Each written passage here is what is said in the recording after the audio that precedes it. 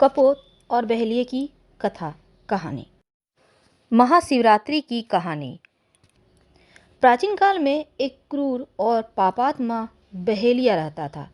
हमेशा पक्षियों को मारने के नीच कर्म में वो तल्लीन रहता था और उस बहेलिया का रंग कौवे के समान काला था।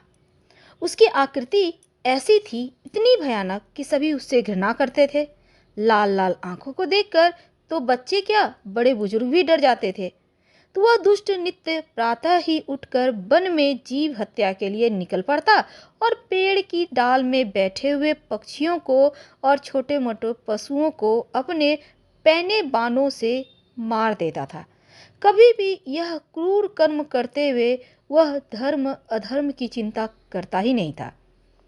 चिड़ियों को मारकर बेचना और उससे जीविका अर्जित करना वह अपना परम धर्म समझता था।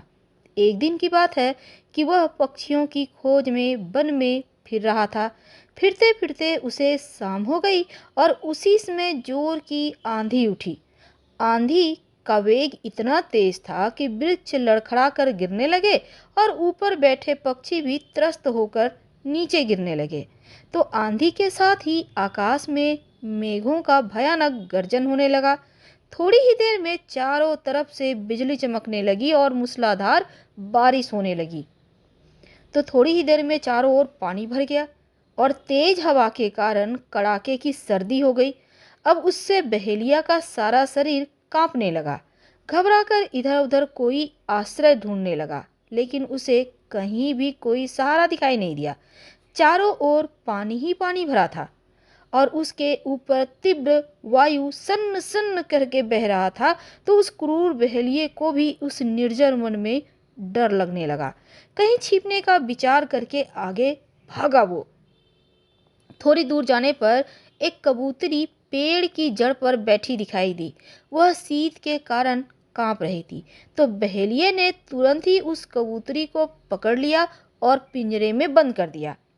अपनी उस निस्सहाय अवस्था में भी उस कबूतरी को कष्ट देने में उसे तनिक भी संकोच नहीं हुआ और कबूतरी अपने पति और बच्चों को छोड़कर कहीं भोजन की तलाश में बाहर निकली थी। लेकिन क्रूर बहेलिये के चंगुल में फंसने के कारण वह दुखी होने लगी।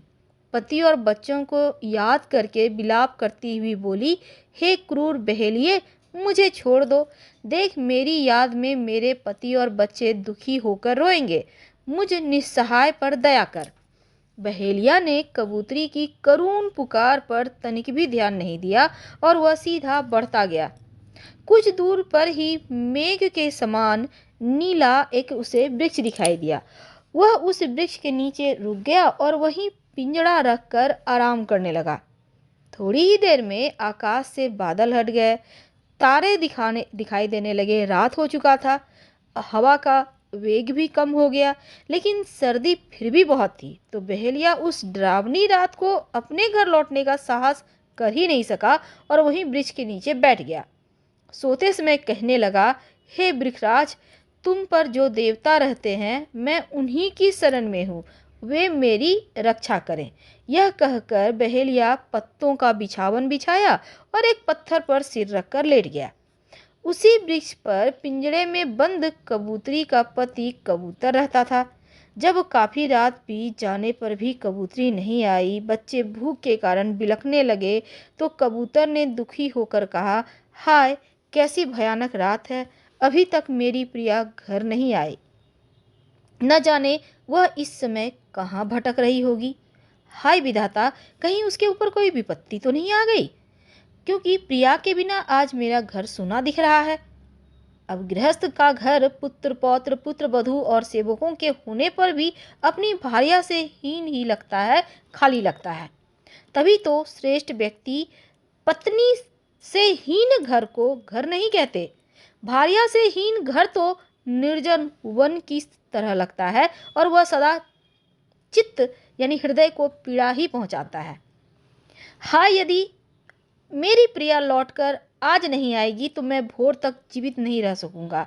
हाय, वह कैसी कितनी अच्छी थी, मेरी भक्ति भाव से सेवा करती थी, मेरे दुख में दुखी होती थी और सुख में सुखी होती थी। वह व्यक्ति धन्य है जिसको ऐसी पतिव्रता भार्या यानी पत्नी प्राप्त होती है। हाय विधाता, अब क्या करूं? अवश्य मेरी प्रिया पर किसी तरह की विपत्ति आ पड़ी है, नहीं तो वह कभी भी मुझे और बच्चों को भूखा छोड़कर इतनी देर वन में नहीं रुकती। हाय, अब मैं उसके बिना कैसे जीवित रहूंगा? अब पत्नी से ही पुरुष के जीवन का निर्वाह होता है। रोग पीड़ित दुखी व्यक्ति को पत्नी ही परम औषधि है, क्योंकि पत्नी के समान दूसरा कोई प्रिय होता ही नहीं। धार्मिक कृत्यों में भी पत्नी के बिना पुरुषों की पूजा स्वीकार नहीं होती या फिर अधूरी रहती है। तो जिसके घर में पतिव्रता प्रियवादिनी भार्या नहीं है, उसका घर छोड़कर कहीं चले जाना ही अच्छा है। हाय, अभी तक मेरी प्रिया नहीं आई। हे विधाता, अब मैं क्या करूं? मेरी प्रिया को मुझसे मिला दो विधाता, नहीं तो मैं इसी क्षण प्राण त्याग दूंगा। इस तरह कहते हुए कबूतर रोने लगा। उसकी सभी बातों को कबूतरी पिंजरे में बैठी हुई सुन रही थी। वह भी अपने पति को इस तरह अपने वियोग में दुखी देखकर रो पड़ी और कहने लगी, हे नाथ, जिस प्रिया को याद करके आप विलाप कर रहे हैं, वह मैं यहाँ इस बहेलिए के चंगुल में फंसी हुई है। इसने मुझे पिंजरे में बंद कर रखा है, इसी कारण मैं आपके पास नहीं आ सकती। हे प्राणनाथ, आप मेरे गुणों की प्रशंसा कर रहे हैं, यह सुनकर मेरा हृदय गदगद हो उठा है। इस संसार में स्त्री भी कितनी सौभाग्यवती होती है जिसके गुणों की प्रशंसा स्वयं उसका पति करता हो। हे नाथ, आज मैंने अपनी सेवा का फल पा लिया है। हे नाथ, आज मैंने अपनी सेवा का फल पा लिया है, इसलिए अब मुझे मृत्यु का तनिक भी भय नहीं है। लेकिन मैं आपके हित के लिए एक बात कहती हूँ, उसको ध्यानपूर्वक सुनिए। अपनी प्रिया की मधुर वाणी सुनकर तो कबूतर के रोम रोम में नव स्फूर्ति जाग उठी और उसने आतुर होकर कहा, हाय प्रिया, क्रूर बहेलिये ने तुम्हें बंदी बना लिया है, लेकिन कहो मेरे हित के लिए वह क्या बात है? तब कबूतरी कहती है, हे नाथ, इस समय यह बहेलिया भूख से व्याकुल और जाड़े से दुखी होकर तुम्हारी शरण में आया है। इस शरणागत की रक्षा करना तुम्हारा परम धर्म है। हे नाथ, मैं जानती हूँ इस क्रूर कर्म करने वाले दुराचारी बहेलिया के प्रति आपके हृदय में रोष उठ रहा है, लेकिन शरणागत का अनिष्ट करना किसी प्रकार उचित नहीं है। तो जो व्यक्ति शरणागत का वध करता है, उसे गो हत्या और ब्रह्म हत्या का पाप लगता है। इसलिए हे नाथ, हम इतने साधन संपन्न नहीं हैं जो इस बहेलिये की अधिक सहायता कर सके, लेकिन फिर भी अपनी सामर्थ्य के अनुसार हमें इसकी सहायता करनी चाहिए। पंडितों ने कहा है कि गृहस्थ यथाशक्ति कर्म धर्म नहीं करता तो उसको घोर नरक की यातना सहनी पड़ती है, और जो धर्म के पथ से अपने चित्त को स्वार्थवश होकर नहीं हटाता, उसको अंत में अक्षय लोक की प्राप्ति होती है। हे नाथ, इसी कारण मैं कहती हूँ, आप अपनी देह की चिंता छोड़कर आए हुए इस शरणागत का सत्कार करो, मेरी चिंता छोड़ दो और धर्म का पालन करो। उसके प्रभाव से मैं यदि इस लोक में आपसे नहीं मिल सकी, तो परलोक में हम फिर भी दंपत्ति के रूप में साथ रहेंगे। तो अपनी प्रिया की करुण वाणी सुनकर कबूतर गदगद होकर कहने लगा, हे देवी, तुम धन्य हो जो स्वयं बंद होकर भी इस क्रूर बहेलिये के हित की कामना करती हो। विधाता ने मुझे कैसा सौभाग्यशाली बनाया है जो तुम जैसी करुण हृदया भार्या मुझे मिली। अब मैं अपने जीवन की चिंता छोड़कर अवश्य इस शरणागत बहेलिये का सत्कार करूंगा। और यह कहकर कबूतर वृक्ष पर से नीचे उतर आया और बहेलिये के सामने खड़े होकर कहने लगा, हे महानुभव, आप किसी प्रकार दुखी मत होइए। आप मेरे अतिथि हैं। अतिथि का सत्कार करना गृहस्थ का परम धर्म है, इसलिए कहिए मैं आपकी क्या सेवा करूं? आज मैं आपके लिए अपने जीवन को भी उत्सर्ग करके अपने धर्म का पालन करना चाहता हूँ, क्योंकि शास्त्र का कथन है, यदि शत्रु भी अतिथि के रूप में घर आए तो उसका भी शुद्ध मन से स्वागत करना चाहिए। और जो मनुष्य वृक्ष काटने के लिए जाता है, उस पर से वृक्ष कभी भी अपनी छाया यह सोचकर नहीं हटाता कि यह मनुष्य मेरा अनिष्ट करने आया है। हे महाशय, घर में आए अतिथि का सत्कार करना तो सभी का धर्म है, लेकिन पंचयज्ञ करने वाले गृहस्थों का यह परम धर्म है कि जो व्यक्ति गृहस्थाश्रम में रहकर पंच यज्ञ नहीं करता, उसे ना तो इस लोक में सुख मिलता है और ना परलोक में सद्गति मिलती है। हे महाशय, आप बताइए मैं आपकी क्या सेवा करूं? अब कबूतर की यह बात सुनकर बहेलिया पक्षी की शिष्टता के ऊपर आश्चर्य करने लगा। वह इस समय जाड़े के कारण कांप रहा था और उसने कांपती आवाज में कहा, हे दयालु कबूतर, मैं इस समय जाड़े के मारे ठिठुर रहा हूँ। तुम कोई ऐसा उपाय करो जिससे मैं इस ठंड से बच सकूं। बहेलिए की बात सुनकर कबूतर तुरंत इधर उधर सूखी पत्तियां बीन लाया, उन्हें एक स्थान पर इकट्ठा किया और उन्हें जलाने के लिए आग मांगने के लिए वह लुहार के पास गया और वहां से आग लाकर उसने पत्तों के ढेर को सुलगा दिया। इस आग से बहेलिया ने अपना जाड़ा मिटाया और उसका कांपना बंद हो गया। अब वह स्थिर होकर बैठ गया। इसके बाद फिर कबूतर ने पूछा, हे अतिथि, बोलिए, अब मैं आपकी क्या सेवा करूं? तो बहेलिये ने स्वस्थ होकर कहा, हे पक्षी, मैं इस समय बहुत भूखा हूँ, यदि कर सको तो मेरे लिए कुछ खाने का प्रबंध करो। यह सुनकर कबूतर ने दुखी होकर कहा, हे अतिथि देवता, मेरे पास इस समय कोई वस्तु नहीं है जिसे आपको देकर मैं अपनी भूख मिटाऊं। मैं वन में रहकर प्रतिदिन भोजन की सामग्री लाता हूँ और निर्वाह करता हूँ। मेरे पास संचित पदार्थ इस समय कोई नहीं है, इसलिए मैं क्या करूं? यह कहकर कबूतर चिंता में पड़ गया और अपने को असहाय समझकर अपने आप को धिक्कारने लगा। तो बार बार उसके हृदय में यही स्वर गूंजता, हाय, मैं अतिथि की इच्छा कैसे पूर्ण करूं जिससे पूरी तरह गृहस्थ धर्म का पालन कर सकूं। वह कितना भी सोचता, लेकिन उसे कोई ऐसी वस्तु नहीं दिखाई देती जिसे देखकर वह बहेलिये का भूख मिटा सके। अंत में उसने अपने ही मान से अतिथि की भूख मिटाने का निश्चय किया और नवीन स्फूर्ति के साथ बहेलिये से कहा, हे अतिथि, आप तो देवता हैं, आप तनिक ठहरिए, मैं अभी आपके भोजन की व्यवस्था करता हूँ। फिर कबूतर ने सूखे पत्ते इकट्ठे किए, बुझती हुई आग को और सुलगार दिया। जब अग्नि पूरी तरह से जलने लगी तब बहेलिये से कहने लगा, हे अतिथि देवता, ऋषियों और पांडवों ने अतिथि की सेवा को ही अपना धर्म बताया है, इसलिए मैं अपने शरीर को बलिदान करके भी आपकी इच्छा पूर्ण करूंगा। आप मेरे मांस को खाकर अपना भूख मिटाइए। इस तरह कहकर 3 बार अग्नि की प्रतीक्षा की और फिर अग्नि में कूद पड़ा। उस दिन महाशिवरात्रि का दिन था, तो अनायास ही जो कपोतक पिंजड़े में बंद था, भूखे प्यासे रहकर उसका व्रत पूर्ण हो गया। जो कपोतक पेड़ पे बैठा था, जो अपनी पत्नी का इंतजार कर रहा था, उसका भी व्रत पूर्ण हो गया। और जो बहेलिया था भूखा प्यासा रहकर, उसका भी व्रत पूर्ण हो गया। तो बहेलिये के देखते देखते वह जल गया। उस पक्षी को अपने धर्म की पीछे मरते देखकर उस बहेलिये का कठोर हृदय हिल गया और वह अपने आप को धिक्कारने लगा। आज पहली बार उसको ज्ञात हुआ कि पक्षियों को मार मार कर महापाप करता है और अवश्य ही उसके फलस्वरूप परलोक में उसकी दुर्गति होगी।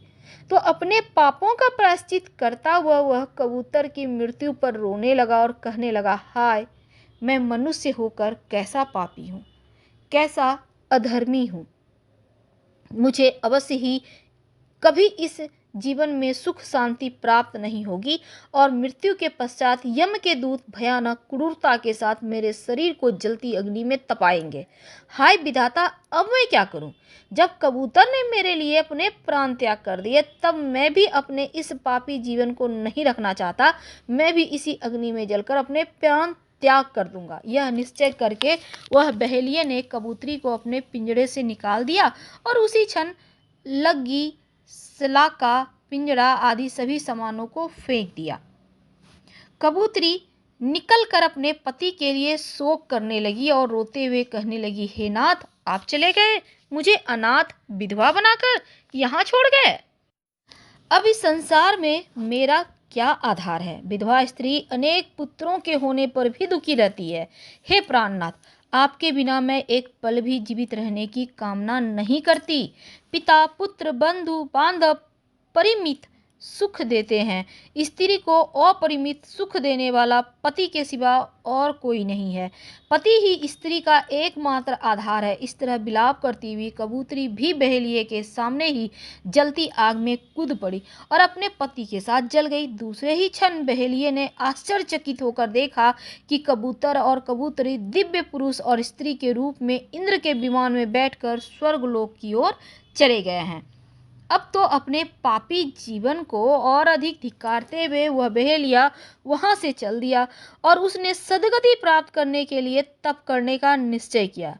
ईर्ष्या मोह को छोड़कर केवल वायु सेवन करते हुए वह पूर्ण संकल्प करके आगे बढ़ा और कुछ ही दूरी पर उसको एक सरोवर दिखाई दिया। वह सरोवर कमल फूलों से, अनेक प्रकार के पक्षियों से सुशोभित था और उपवास करते हुए बहेलिये ने लालच के बस में होकर उस सरोवर की ओर देखा तक नहीं और सीधा चलता ही चला गया। झाड़ियों से उसका शरीर पूरी तरह छिद गया था, लेकिन फिर भी उस बहेलिये ने उसकी तनिक भी परवाह नहीं की और रक्त उसके शरीर से बहने लगा, लेकिन वह अपने घावों को सहलाने के लिए भी किसी स्थान पर नहीं रुका। अपने पापों का प्रायश्चित करता हुआ वह आत्मग्लानि से भरे हुए हृदय को लेकर आगे बढ़ता ही जा रहा था। कुछ ही दूर उसे पशुओं की भयानक आवाज सुनाई देने लगी। ज्यों ही वह कुछ और आगे बढ़ा, उसने देखा कि दावाग्नि से वन के वृक्ष जल रहे हैं। तीव्र वायु चलने लगी, जिससे आग अपना प्रलय काल का रूप लेकर सारे वन को जलाकर छार कर देने के निश्चय से आगे बढ़ी जाड़ी आ रही थी और बहेलिये की आत्मग्लानि इतनी बढ़ चुकी थी कि उसने अग्नि में जलकर अपने पापों का प्रायश्चित करना ही ठीक समझा और यह सोचकर वह सीधा उस अग्नि के भीतर चला गया। क्षण भर में ही अग्नि की लाल लाल लपटें बहेलिये को निगल गई और उसका शरीर जलकर खत्म हो गया, भस्म हो गया, छार हो गया। उसी क्षण उसके जीवन के सारे पाप भी उस अग्नि में जल गए और वह पूरी तरह पापों से मुक्त होकर स्वर्गलोक को चला गया। इस तरह कबूतर को अतिथि धर्म का पालन करते हुए स्वर्ग गया, तो कबूतरी पतिव्रता धर्म का पालन करती हुई वह उनके साथ स्वर्ग गई और बहेलिया अपने पापों का प्रायश्चित करता हुआ अग्नि में जलकर स्वर्ग चला गया। फिलहाल आपसे विदा लेते हैं। कहानी अच्छी लगे तब जरूर चैनल को सब्सक्राइब करें, वीडियो को लाइक करें और अपनों से शेयर करें और कमेंट में हर हर महादेव जरूर लिखिएगा। धन्यवाद।